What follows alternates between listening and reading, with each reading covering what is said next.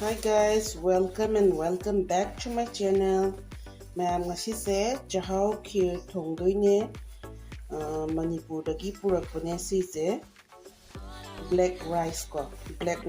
rice kheer thongdoine to mi se yamna kano tawgo na ti chaga da na te dibuna ai kheer ki hawna bagi kano se sida hapage Jam thong mayam thui hai si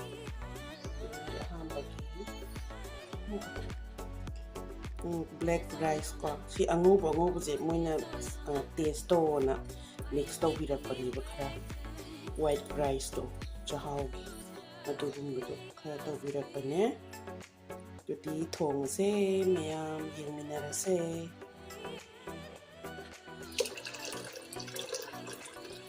si hana cham ba ke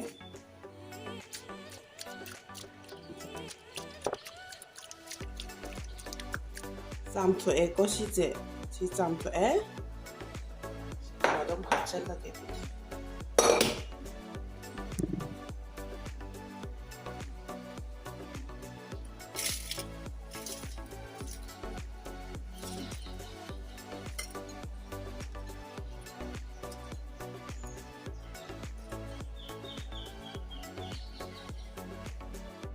Magi mahi je yamna hapa yade hai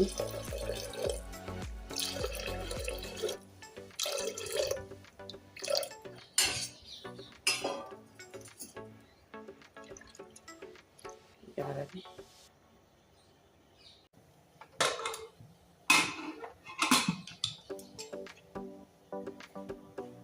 lake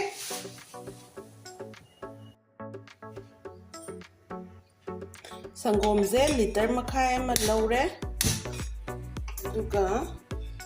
somdana Chakhao ro ka me ka duga sida sangom je lon thoke ba liter makhai ma laure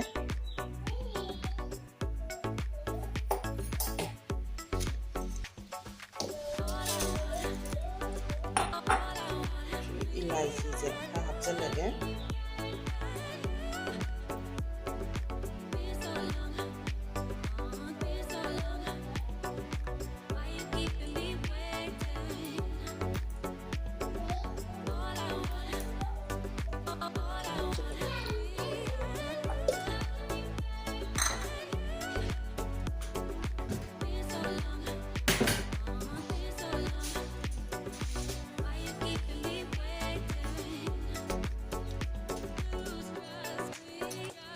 Belly.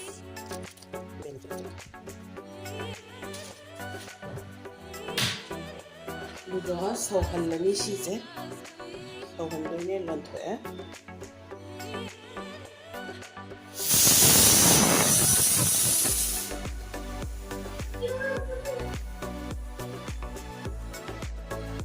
sida chini shu loi hapchal horage ko sangom sida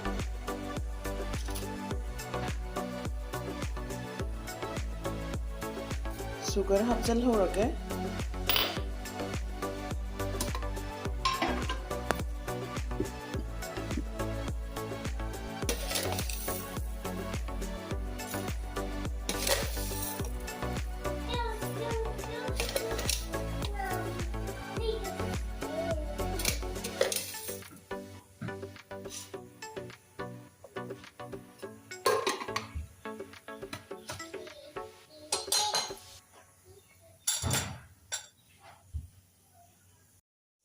tuna si sogal amina muthat lage ko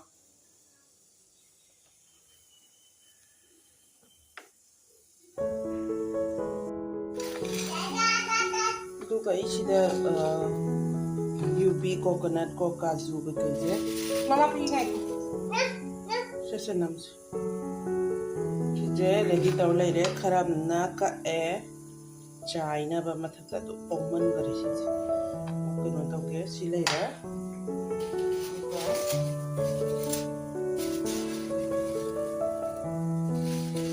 ibu kharaba kismis se kharaga apa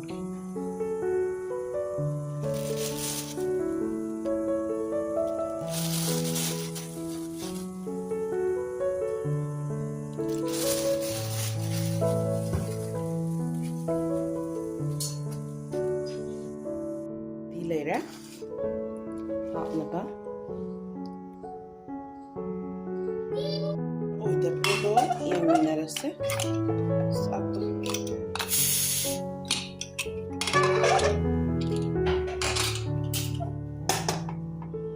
ting changre ko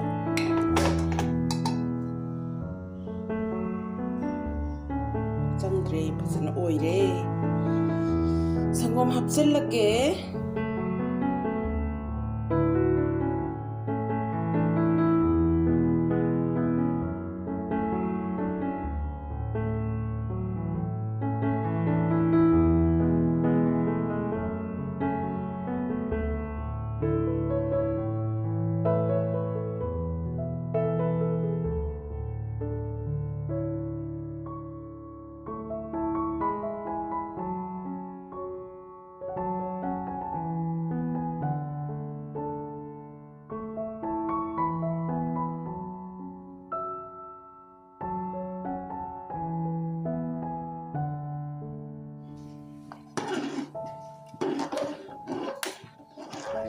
ꯅꯪꯁꯜꯂꯛꯇ꯭ꯔꯤꯕꯣ ꯑꯗꯨꯝ ꯊꯣꯡꯗꯣꯏꯅꯦꯀꯣ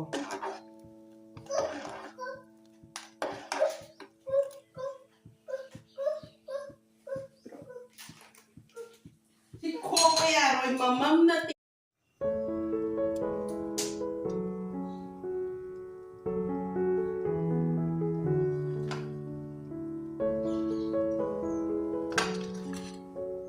ꯉꯁꯥꯏꯒꯤ ꯁꯤꯁꯤꯡꯁꯦ ꯍꯥꯞꯆꯟꯈ꯭ꯔꯒꯦ ꯀꯤꯁꯃꯤꯁꯀ ꯀꯩꯅꯣꯒꯁꯦ ꯍꯥꯞꯆꯟꯈ꯭ꯔꯒꯦ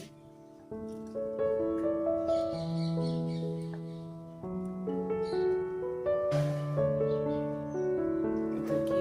ꯌꯣꯕꯤꯁꯤꯁꯨ ꯍꯥꯞꯆꯟꯈ꯭ꯔꯒꯦ ꯌꯣꯕꯤꯁꯦꯀꯣ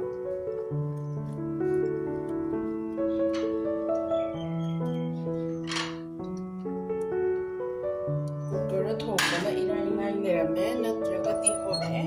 ꯂꯣꯏꯔ ꯄꯨꯡ ꯑꯍꯨꯝ ꯆꯪꯉꯦ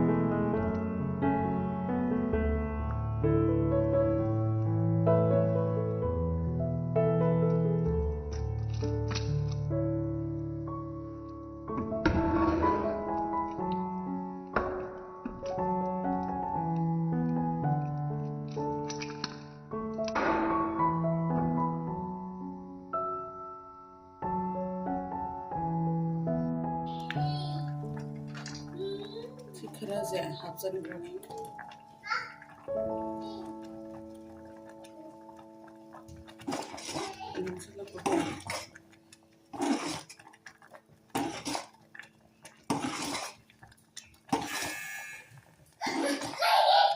kainunan khangida didi laeso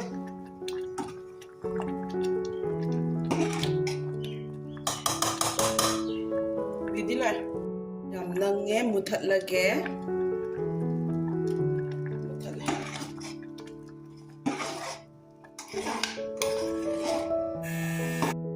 hana tamrage